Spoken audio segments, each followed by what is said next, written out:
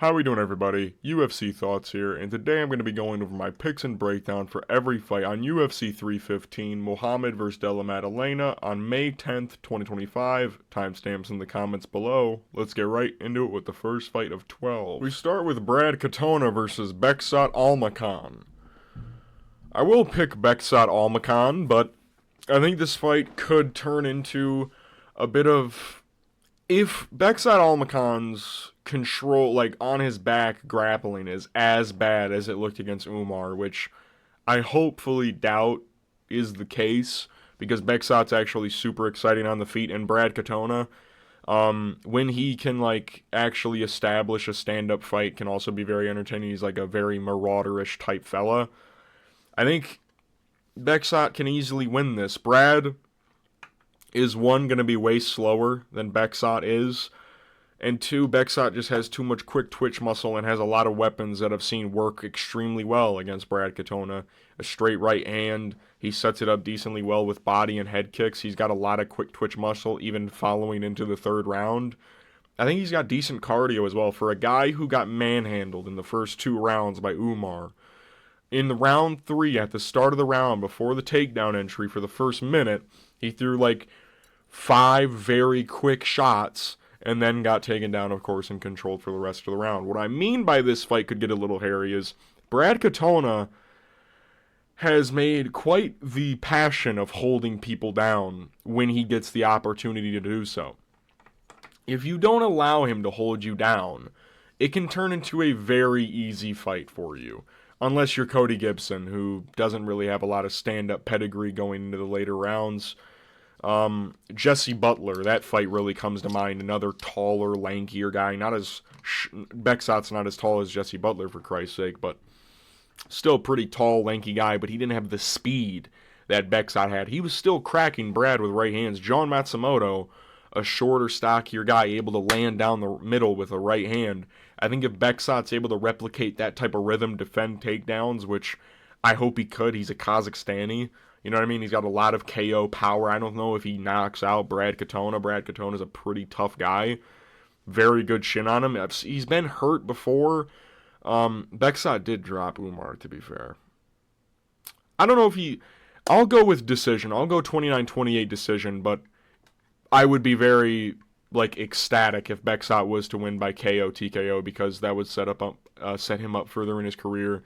Brad Katona is going to try and walk him down, try and land the arsenal of hooks that he can land, try and throw his jab out there, throw an inside low kick into an outside low kick, kind of chain those same movements together before going for double unders in a clinch. I think Bekzat can kind of get around that and land the power shots that he has to win either a decision or maybe finish Brad Katona. So I'll go Bekzat Almakhan. We move to Daniel Santos versus Jeong Lee.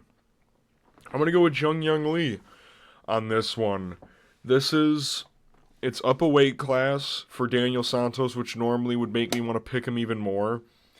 But Daniel Santos is coming off a huge layoff, and he was supposed to fight at the beginning of April and pulled out. I'm pretty sure he missed weight against Davy Grant, if I'm not mistaken, and then pulled out on fight day with a medical issue. Which fucking blows. Jeong Lee is very explosive for 145. If he doesn't allow himself to get into a absolute war of attrition in the pocket with Daniel Santos like he did against Hyder Emil, I think this will relatively be an easy fight for him. Daniel Santos is actually going to be kind of slower than Jeong Lee in this fight. He's got shorter arms. He's got a Muay Thai stance. He's got the shoot the box traditional style where he lifts the lead leg up, throws the teep kick, will throw a knee, kind of throws really close or compact straight punches into hooks. Jeong Lee is a big dude for featherweight. He's going to be fighting a bantamweight on Saturday, and that's even if Daniel Santos makes weight and is able to make it to the fight. The last time Daniel Santos fought was 2023. It's a huge layoff. And I think that the Davy Grant fight, even though I picked Daniel Santos, I think that would have been a crazy competitive fight. Jeong Lee's got way longer arms. He's super explosive for the weight class. He usually stays way out and then blitzes in with one really big shot. And he's got great grappling defense, which is something Daniel Santos showed that he will grapple if the striking isn't fully going his way, or if he isn't able to, fully control someone on the feet. He will try and grapple. Jeong Lee's got great takedown defense. He's a big fucking dude. If he's able to keep Blake Builder off of him, who I think is a really solid grappler, maybe not wrestler, but he's got really good jiu-jitsu chops, I think he'll do just fine against Daniel Santos, who I imagine is also a black belt. Jeong Lee, he goes combinations. He's got really wicked straight punches down the pipe. He throws head kicks. He'll throw a low kick. He'll throw a really powerful body shot. And short notice for Daniel Santos, who just pulled out of a fight with a medical issue just like 4 weeks ago and is now going into another fight and having to cut weight again on short notice. This is going to go terribly for him. Jeong Lee was supposed to be fighting last weekend against Trevor Peek. Trevor Peek broke his forearm. Jeong Lee was moved to this card, going to fight another short notice opponent in Gavin Tucker, and now he has Daniel Santos.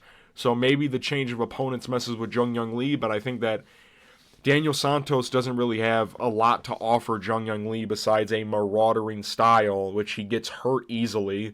He got hurt a shit ton against John Castaneda. I'm surprised. That fight, if you want to see a fight of the year contender, bro, back in like 2023, 2022, for like unranked guys, Daniel Santos, John Castaneda was a hell of a fight. He did win, but he got hurt like 3 times, got dropped 3 times. Jeong Lee hits hard as shit, has very like damaging utensils he can use.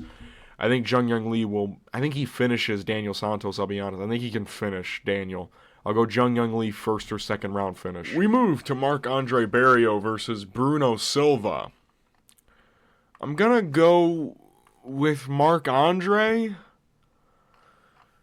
Dude, this fight pisses me off. Because this is such a matchup where literally, like, anything can fucking happen. And I would be like, yeah, I can definitely see that happening. I just really don't feel like picking Bruno Silva, the middleweight, that is, in the Big 25. Bruno Silva, since the Alex Pereira fight, which, to his credit, he actually did go toe-to-toe with Alex Pereira for 3 rounds until he almost got, TKO'd in the third. Since then, besides one fluky KO of Brad Tavares, this guy's been getting fucked up by literally everybody. Gerald subbed him. Brendan Allen subbed him. He got beat by Shar Magomedov, got beat by Chris Weidman, and got tuned up by Ismail Nardiev. The problem is, Marc-André isn't good. Like, that's like... like, realistically, that is why this is a hard matchup, is because Marc-André Barriault isn't good either. It's both very mid. This is an opponent that I could so see Bruno Silva TKOing, especially with the current Marc-André Barriault we're dealing with. Because besides the Chidi Njokuani KO, Marc-André's been decent until his last 2 fights where he did get brutally knocked out in the first round. But then I'm seeing he's beating Eric Anders in a decision. I like that. He went to a split decision with Chris Curtis. I like that.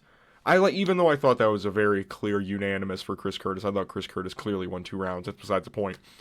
Marc-André, him being in a visibly competitive fight with Chris Curtis in a more recent bouting than Bruno Silva versus Lex Pereira, for example, I like seeing that. That is something I do like to see. Bruno Silva, as of recent, just looks like he doesn't want to be in there. He has the traditional weapons, lunging right hands, he got a calf kick, a jab. That's about it. He really doesn't throw anything else. He's losing on the feet to Chris Weidman. After seeing the Weidman-Eric Anders performance, that is a shit performance by Bruno Silva. Marc-André presses a pace. Bruno Silva recently doesn't seem like he can go 3 rounds to save his fucking life. He just kind of slows down immediately. Looks like he wants to leave. I think Marc-André, if he doesn't get chinned in the first round, which, he's been chinned twice in his last 2 fights. He got chinned in November, got chinned in June. Maybe his chin's gone. But I think Marc-André Barriault is going to win this one by decision. 29-28, maybe the first round. Maybe the first round Bruno Silva drops him or some shit like that. Maybe hurts him and Marc-André survives to the second round, and then the pace starts to wear on Bruno Silva. He can't really get his shots off. He's hesitant to throw, and Marc-André's just walking him down. I think Marc-André could also mix in the clinch and grapple aspect of this fight as well, more than Bruno Silva could. Two mid fighters going against each other, anything can happen. I'm picking Marc-André Barriault, though. We move to Navajo Stirling versus Ivan Erslan. I'll go with Navajo, but I do believe this matchup can turn into a really tricky fight for him. Some key factors going into this fight. One, Navajo Stirling severely, inexperienced compared to Ivan Erslan when it comes to MMA. Of course, Navajo Stirling has, that credentialed kickboxing background that a lot of those city kickboxing guys have, hence the name. Ivan Erslan is actually really good, though.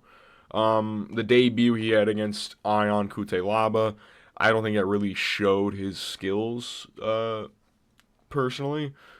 But he does have some pros and cons when it comes to it. One, he's got really short arms for the weight class, which is one of the reasons I think Navajo Stirling can have a lot of success against him. Ivan Erslan, also really high and tight guard, has his elbows glued to his tits and his forearms by his face, and he's kind of just like shaking back and forth, kind of hesitating to throw at you. Navajo Stirling, in my personal opinion, I think he's going to bleed right through that guard. I think his straight shots are going to work beautifully in this fight. The one thing I will say that makes me a little risque on this fight is the takedown defense. Navajo Stirling did get taken down by Tuco Tocos 3 times. I'm not a huge fan of that.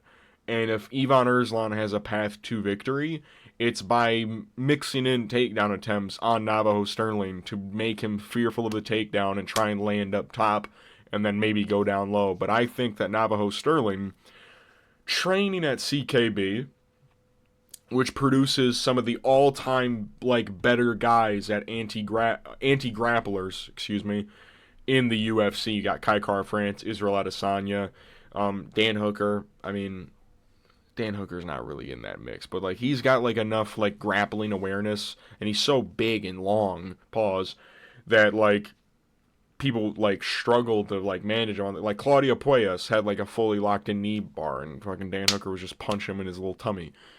Navajo Stirling, he's big for the weight class. He's huge compared to Ivan Erslan. And even Erslan's a big guy. But I think that the shorter arms, he's going to have to really lunge in to get in there. And I think Navajo Stirling, while for the most part does just kind of back up and play the game of, I throw 5 shots, I'll let you throw a couple shots back at me, he can sometimes catch people coming in. And I think that's what he might do to Ivan Erslan. And Ivan, seemingly everything Aiemann Cutelaba landed that was flush on him seemingly hurt him, which is another kind of thing that makes me a little wary about picking him as an underdog. Bless myself. But this recording is weird. Navajo, I think he might be able to pick apart Ivan for the better part of 3 rounds. I think round 3 is where it might get a little tough. Unless... Actually, no, I don't know. Navajo Stirling goes to the body a lot, and Ivan did slow down against Aiemann Cutelaba. Maybe Navajo brings Ivan down a peg with some body shots. He throws a lot of teep kicks to the body that can also help him manage distance when Ivan, maybe he rushes in, catches a teep to the body, doesn't want to do that, has to move laterally more. And Navajo's kind of just throwing the jab out there.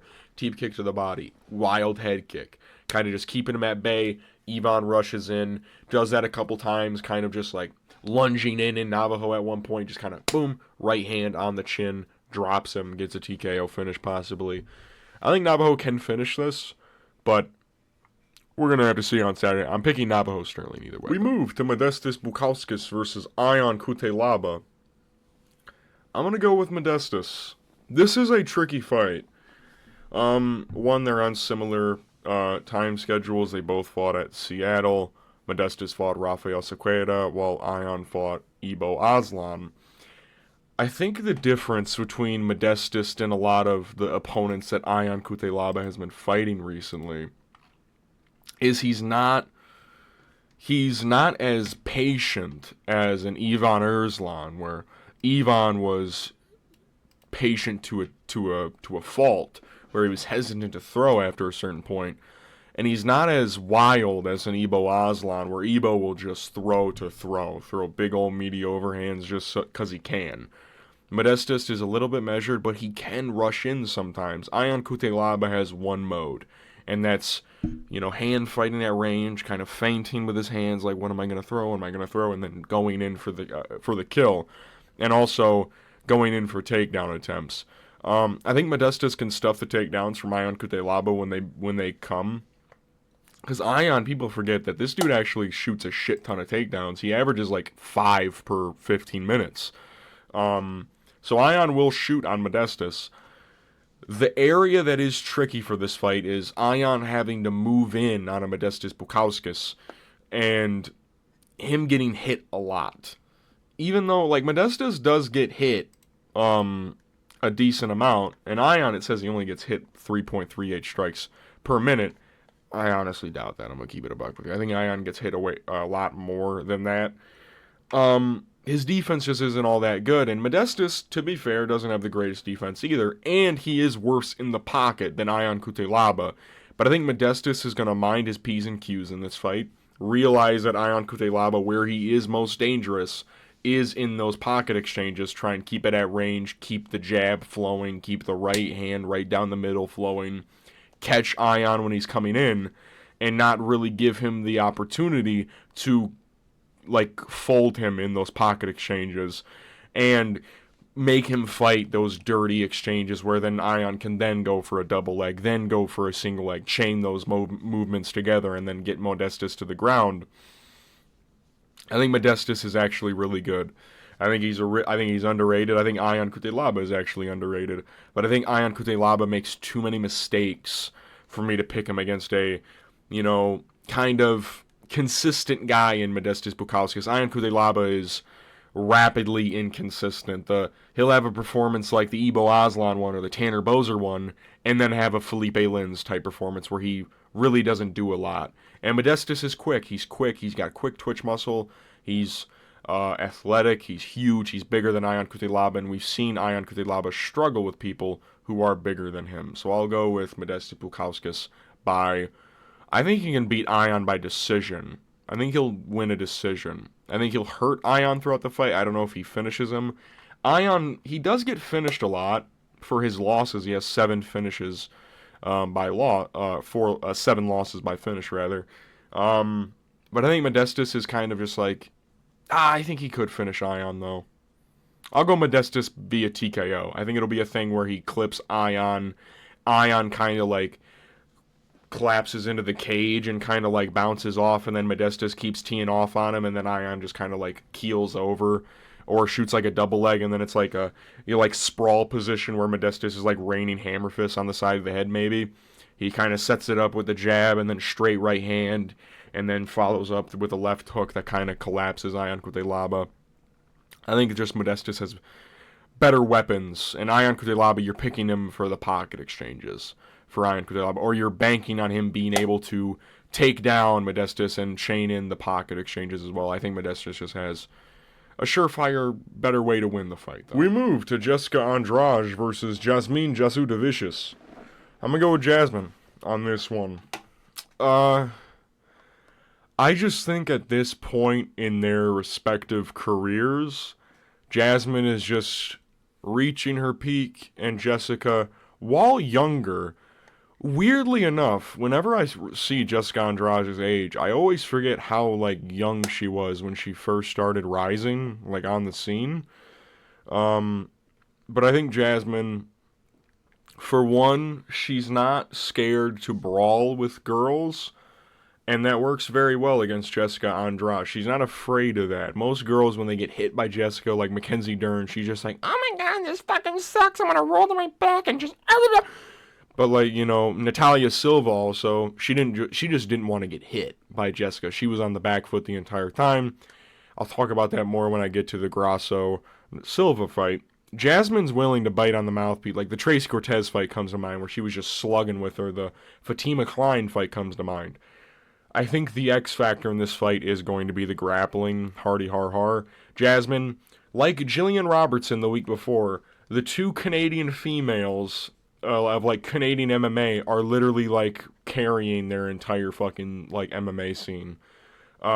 Jasmine, I think one thing Jéssica does that really irritates me is she doesn't, like, she'll pull counter, but she doesn't even counter. She'll throw, like, 2 hooks and then just lean all the way back, leaving her head and shoulders behind her hips. Jasmine, if she watches footage, is going to see this and is just going to capitalize on it by taking her down. I think Jasmine unironically can finish Jessica Andrade either by sub or TKO on the ground, kind of like either a Shevchenko or Blanchfield finish. Because I think if you brawl with Jéssica, you unironically, if you have a good shin that is, you unironically have a better chance of beating her because she gets, less worried about takedown attempts, just kind of like throw because Jéssica can throw punch. And then like she gets taken down or she gets hurt on the feet as well, like Yan Xiaonan did. She also at flyweight just isn't really that good. Honestly, like at flyweight, she doesn't really like look that in shape. She kind of has like a bit of flab on her. She hits hard as shit, but I think that Jasmine just has, better defense. And also Jessica's going to be severely outsized here. Just like look at the photos. 5'1" versus 5'7". 6-inch height advantage in like WMMA is fucking crazy. And it's not like a Josiane Nunes earlier in her career fighting fucking Ramona Pascual. This is like a good fighter. I think Jasmine's going to capitalize on the size disadvantage, or the size advantage rather for her case, and beat Jessica Andrade using the grappling. By making a bit of a firefight early, but then mixing in the grappling as the fight goes on, she'll get takedowns easier and easier. Jessica has good takedown defense, but if you make her think you're willing to exchange with her, it does get easier. So I'll go Jasmine Jasudavicius by finish. I think she'll TKO Jessica Andrade on the ground. We move to the featured prelim, Mike Malott versus Charles Radtke. I'm gonna go with Charles Radtke. Listen, this is a fight, I'll be honest, I was going to originally pick Mike Malott in this one, just off of pure instinct. It's in Canada. They're going to want him to win, but I think Charles Radtke actually does have a good enough style to combat a style of Mike Malott. Mike Malott, for the most part, is a very dance at range, leg kick. He's very telegraphed with his leg kicks, though, and body kicks. He kind of twerks his body into it. And can I just say something? Charles Radtke, there's no fucking way this dude is 5'9". Rewatch the Matt Semmelsberger fight, bro. There is no fucking way this dude is fucking only 5'9". I doubt it to the max extent. I'm looking, Mike Malott, he lands he absorbs as much as he lands, damn near. I think Charles Radtke actually has a good camp going into this one as well.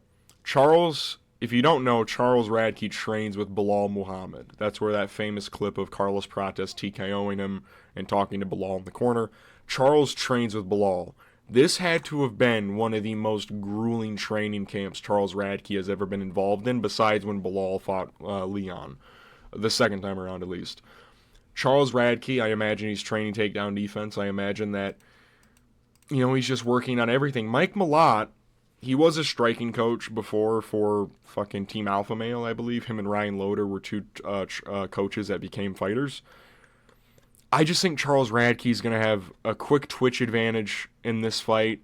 And I'm seeing moments where Mike Malott is getting outspeeded, outsped by Trevin Giles. Mickey Gall was tagging him up in moments. You know what I mean? Like, I don't like that at all. It's a terrible look, in my opinion. And I think that a prime case that people will bring up is the unknown cardio of Charles Radtke in the UFC, that is. He has 4 fights, 3 fights ended in the first round. One of them went to a decision, and it was probably his worst performance of those 4 fights against Blood Diamond. But, Mike Malott, he's all first-round finishes.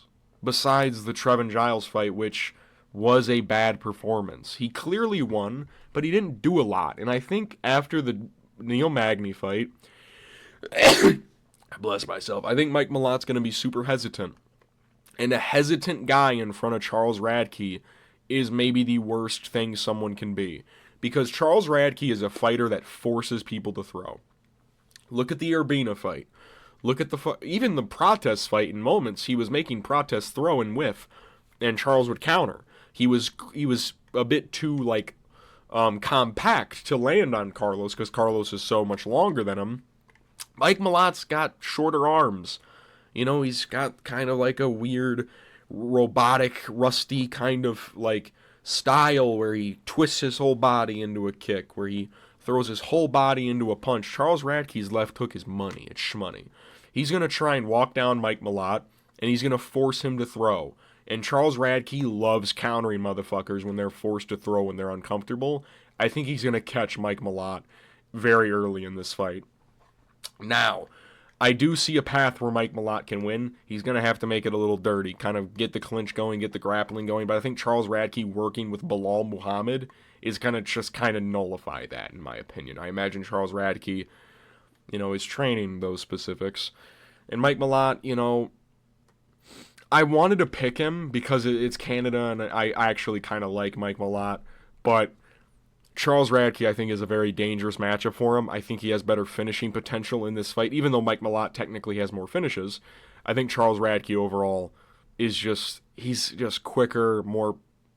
He's just better, in my opinion, in a stylistic matchup like this where he can defend takedowns and land harder on the feet. I'm going Charles Radtke by first or second round TKO. We move to the start of the main card. Benoît Saint-Denis versus Kyle Prepolec.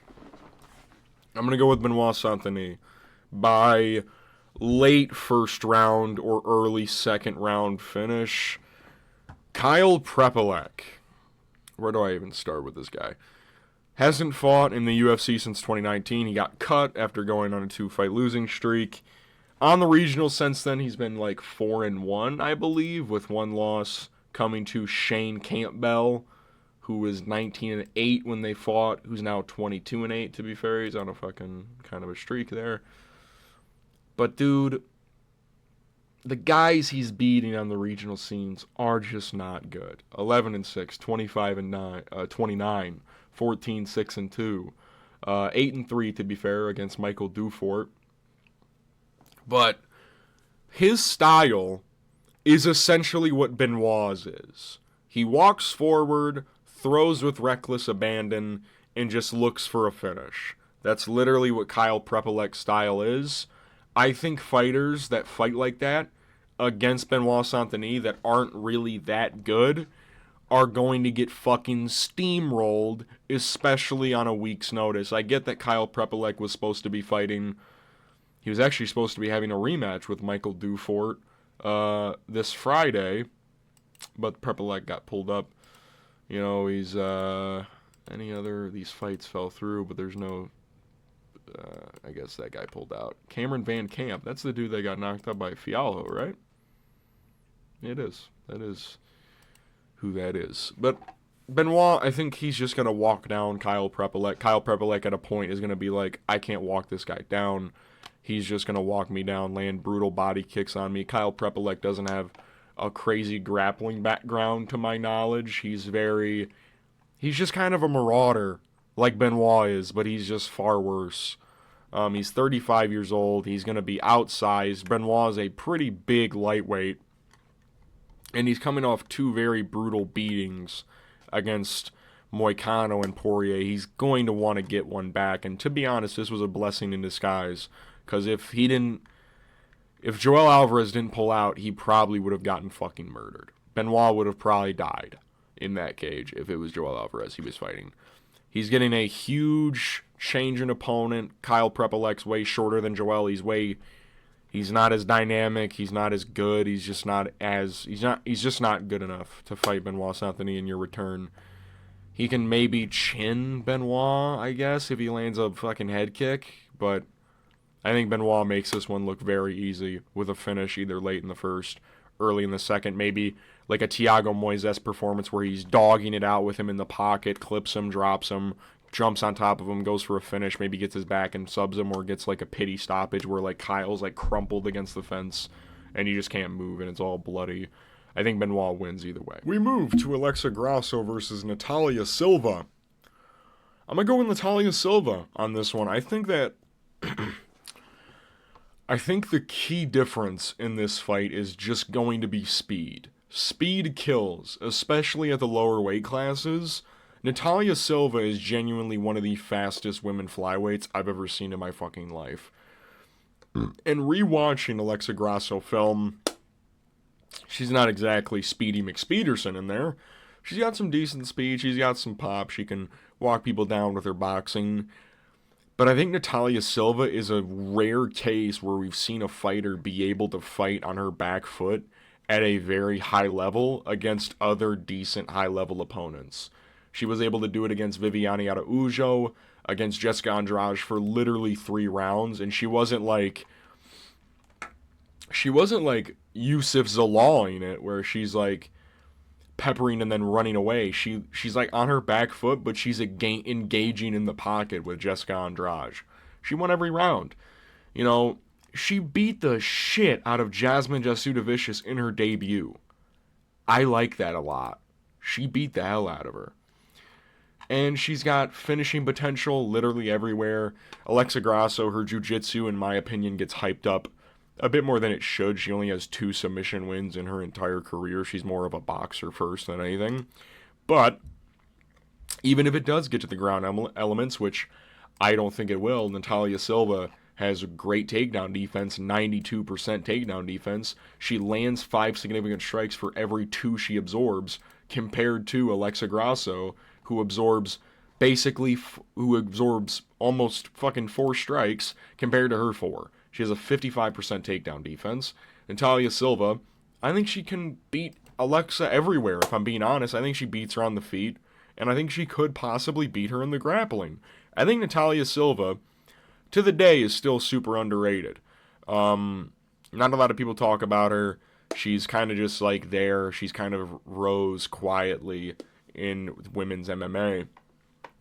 I think Alexa Grasso, another thing that can hurt her is going into a 3-round fight after 4 consecutive 5-round fights. She's so used to having a controlled pace over 5 rounds. Maybe she isn't ready to exert more in 3 than she was across 5. And to be fair, Alexa, she lunges a lot with her strikes. She needs to create that opening with her strikes, kind of lunge in. If she does that against Natália Silva, she's going to eat a lot of jabs and a lot of straight right hands and head kicks galore. I think that's a thing that Natália Silva can use to her advantage, is her kicking game kind of dissuade Alexa from rushing and keep her at range so she can pepper her up with low and body kicks, throw up the head kick when need be, hurt the forearms of Alexa Grasso, just stay at bay, rush in a little bit, stay away, kind of bounce. She's got that Taekwondo style. I think Natália Silva wins this one relatively easily, unless Alexa is able to replicate a Shevchenko 1 type thing, where she's able to sense Natália make a mistake, which, to be fair, Natália Silva in clinch positions does often give up her back, and maybe she's able to back take, jump on the back, take it, and find a submission win. But I don't know. I think Natália Silva is just better, in my opinion. So I'll go Natália Silva, unanimous decision, 30-27. We move to the featured fight. Oh my god. José Aldo versus Aiemann Zahabi. I'm going to go with José Aldo by finish. I just don't think Aiemann Zahabi's good, man. I'm sorry. I just don't think he's that great. He has, of course, Fares Zahabi, his brother. Super, just really good camp for him. But I just don't rate him for some, is that just me? Or, he reminds me a lot of, he's like a Temba Garimbo in my eyes. He wins, but, I just don't care about him at all. He doesn't throw anything with any ambition in his punches. He barely throws. He kind of is a guy that sits behind his jab, kind of sits there and waits for you. He'll throw, he'll kind of dart, he'll kind of walk into range, kind of size you up, parry, and then throw. He builds great game plans, and if he builds a good game plan, he can beat Jose, but he doesn't have that style. Aiemann Zahabi isn't the type of person to press somebody against the fence for 3 rounds. That's just not what he does. He's at range, keeping you at bay, throwing long combinations, using his range to his advantage. That's what he does. He's not going to be able to do that against Jose Aldo. Jose's going to read those punches because, one, Aiemann isn't incredibly fast. They have, like, similar speeds, but Jose, he's too much of a defensive savant. At this stage in his career, rewatch the Mario Batista fight, he gets clipped sometimes, but he sees a lot of what's coming at him. And Aiemann Zahabi, a lot of his, I'm pretty sure quite a bit of his attack is through the legs. He loves a good old leg kick. He does love throwing leg kicks. Yeah, he throws quite a bit of them. He's not going to be able to do that against Jose Aldo. And Jose Aldo's going to be able to chew up those legs that he stands straight up, but he hunches his back, and he's kind of, Jose's got such a wide stance, he can explode. He's like John Silva in a way, where he's so, like, loaded that he can explode with these ferocious combinations, right hook, left uppercut, right uppercut, kind of punching his way through people's guards. And Aiemann Zahabi, like, I just don't think he can do enough damage to outdo what Jose is going to be able to do to him. You know what I mean? Like, Aiemann absorbs and lands 4 strikes. Jose, to be fair, Jose does absorb more than he lands. But still, it's just like, is Aiemann going to is he going to be able to mix in the grappling? He's not really that much of a grappler. He's very much a striking first kind of guy. I just don't see it.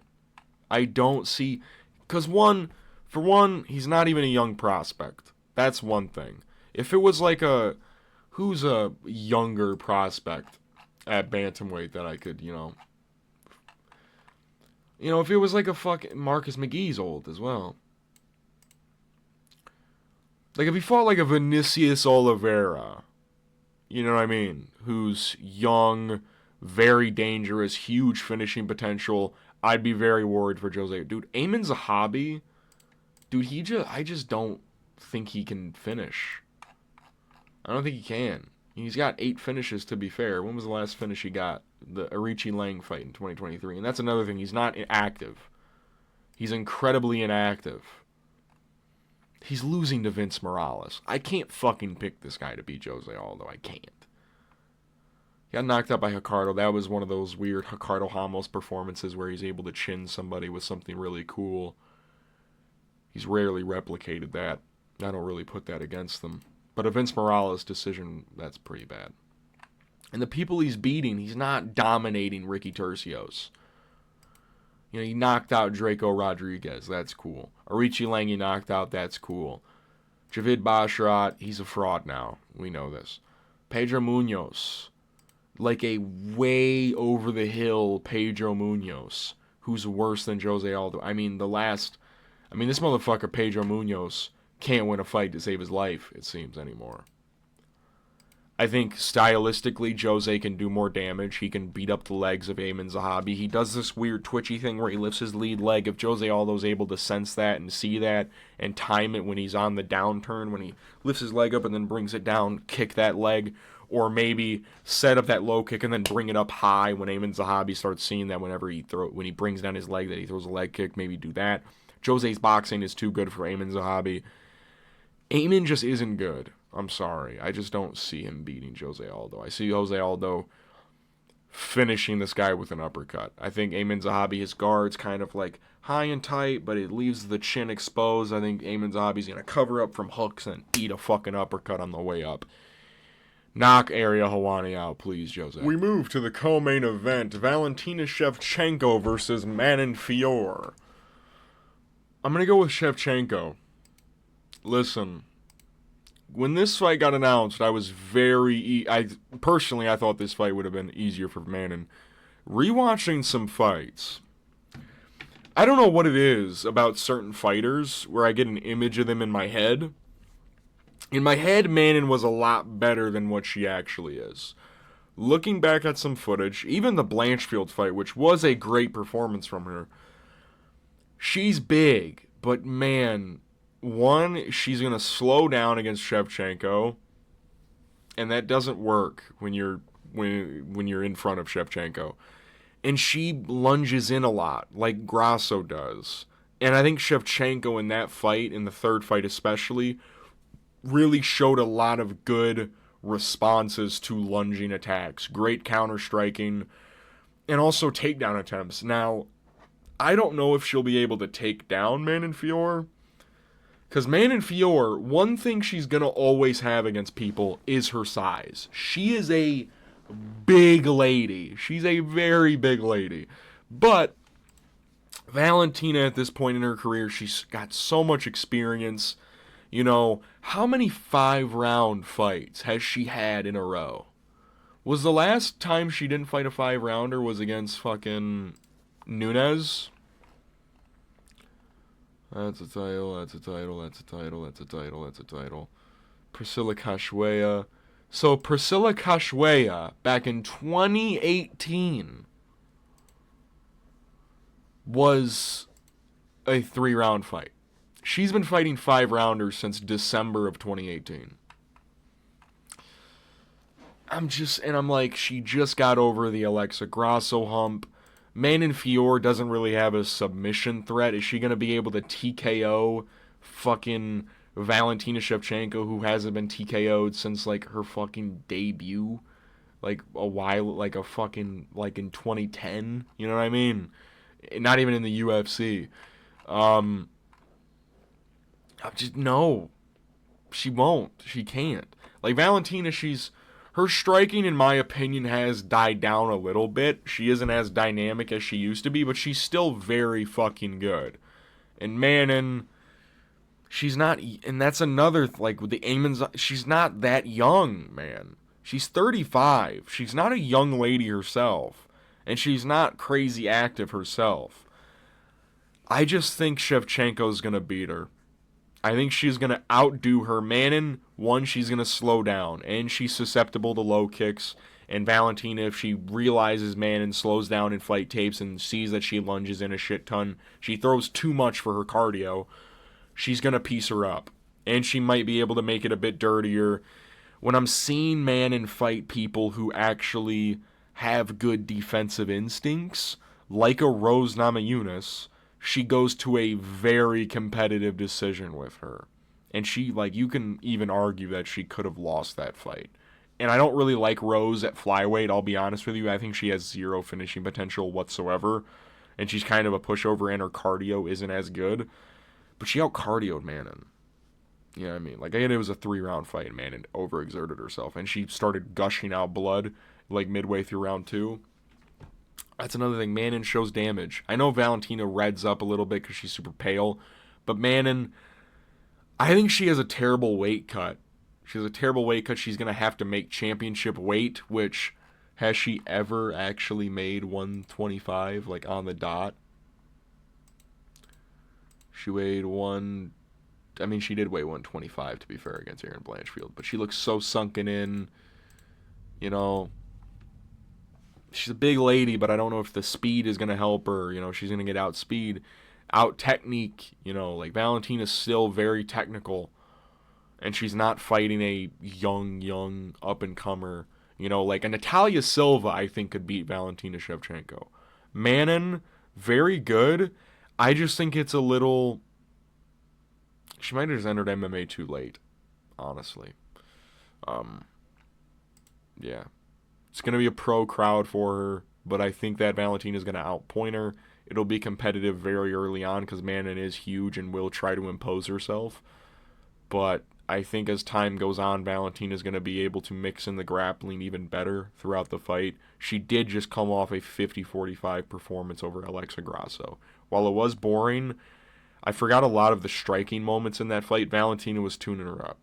All right, and Alexa Grasso, she's got decent boxing. Not good, but decent. You know what I mean? Manon, sometimes she doesn't use the best weapons in her arsenal. You know what I mean? Like, sometimes she kind of goes off script a little bit, gets a little wild. I think that's what's going to get her caught in this fight. Not caught, like, knocked down, but I think she's going to get hit pretty hard, takedown attempts. Not a good look for the judges. I think she'll just get outworked for 5 rounds. I'll go Valentina 48-47, unanimous decision. Probably 49-46, more like it. Manon takes probably the first round. Valentina works her for the rest of the fight. Close moments, but bigger moments for Valentina across the board. We move to the main event, Belal Muhammad versus Jack Della Maddalena. I'll go with Belal. Sadly, I will be going with Belal. Listen, I'm going to say this. This is definitely a fight where Jack Della can win by KO. I will admit that. I don't know, man. I think Belal is going to be able to take him down. Looking back at that Gilbert Burns performance, listen, Jack Della does a very good job at reversing position and being able to shrimp out and hip escape and being able to get back to his feet. His actual takedown defense is garbage. Like, he's like, the first couple shots people take on him, he's going to get taken down.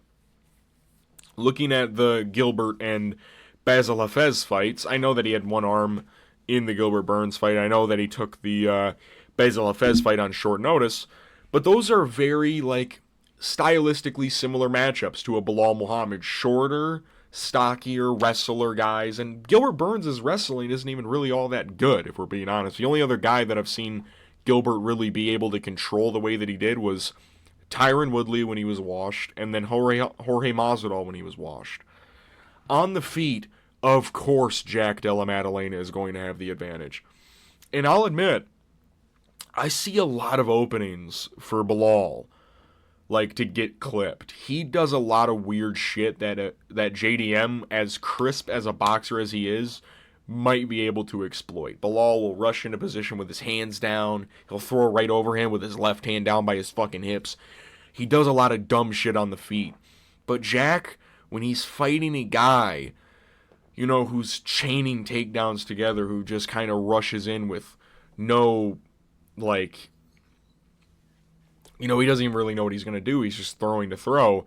And he has crazy cardio, and he's able to take you down whenever he wants. Because, listen, Belal Muhammad, for how much I hate him, the people he's been able to implement this style against, Damian Maia, Wonderboy Thompson, Vicente Luque, Burns, and then Leon, those are all very good opponents. The only person he really wasn't able to do that to was Sean Brady, because he TKO'd him on the feet. And Jack, he doesn't have any 5-round experience to my knowledge. He has none in the UFC whatsoever. And he hasn't fought in over a year. And I know that he had the broken arm in the Gilbert Burns fight. Look at the aftermath of that. Jack, the rehabilitation of that arm was fucking grueling. Broken, the surgery went wrong. He had to get another surgery, and then that surgery led to an infection in the bone of that arm, and they had to get more surgery done on that said arm. This is a horrific fight to test a new arm out going in. I think Jack would have beaten Leon Edwards. I think everyone can see that now. Belal versus JDM, I'm just looking at the matchup. I think that Jack Della Maddalena just subconsciously just does bad defensive moves during takedown attempts. And Belal is a better controlling grappler than a Basil and a Gilbert Burns. I think everyone can attest to that. He just is. And he's stronger than both. He's incredibly strong, and he's got better cardio than both. You know, Gilbert waned in that fight. And Jack, you know, maybe the body shot selection might lead to him having more success in the later rounds. We have no idea. We haven't seen Jack fight in over a fucking year. And that's the thing. He's like, going into this fight, I don't know how good Jack's going to look after the arm injury. We don't know, all right? I think that the Craig Jones grappling is going to help him out a lot. I think Jack Della Maddalena is just going to narrowly lose a 48-47 decision. I think he's going to have a lot of good moments on the feet, which is going to make the scoring very hard to, like, judge. I think the middle rounds, I think 2, 3, and 4 are going to be rounds that are going to be kind of tough to score. I think the first round is going to go Belal. I think Belal is going to get his takedowns. Round 2, maybe the same thing, but Jack has more success on the feet. And then as the fight goes on, like, weirdly enough, I think Jack's going to have a lot of... Because Belal, as the fight goes on, he does more dumb shit. He's going to be even more open. I think it'll look quite similar to a Protest versus Ian Gary matchup. Not that the fact that the first 3 rounds and most of the fourth are going to look very one-sided, but the fact that maybe Jack almost finds a finish late in the fight but doesn't quite do so. Belal, I think he's going to be able to grapple. I think the judges are going to look at it and, like, because Belal is, like, weird, they're going to be like, oh my god, I feel bad for Jack. Here's a round for Belal. You know, I mean, like, I couldn't imagine having that gross human being on my back. I think Jack's boxing combinations, of course, are going to do so well in this fight. You know, his straight punches, his hooks to the body, his uppercuts to the head. But I think he's going to overswing in moments. He's going to try and time a knee, and that's when Belal is going to be able to take him down and eat a knee to, like, the shoulder. You know what I mean? I think Belal is going to win, sadly enough, 48-47. I think it'll be a close fight. I think Jack Della Maddalena, this will prove that he is probably a top 3 guy in the division. This is a fight that he needed to have after a fight to get back into the octagon, not a fight back after brutally breaking your arm and then having a terrible rehabilitation process. I think Jack will lose and Belal will stay champion. I want Jack to win so bad, though. I'm telling you, I want him to win so bad. I'm UFC Thoughts. These are my picks and breakdown for every fight on UFC 315. Muhammad vs. Della Maddalena on May 10th, 2025. My confident picks reside with Jasmine, Jasudavicius, Benoît, Saint-Denis, and in the featured fight, José, Aldo. My pre-card rating is a 5 out of 10. For a pay-per-view, alright, I scale the pay-per-views and fight night cards differently. This is not a great pay-per-view, alright? The 5 fights that you're actually paying for are not very good. The entire card in itself just is kind of like lazily put together. I think that the main event unironically has like a chance to be fun. I think Jack Della Maddalena will have a chance to make this fight actually very entertaining. The co-main event, it'll go 5 rounds. All right, we're just going to have to deal with that.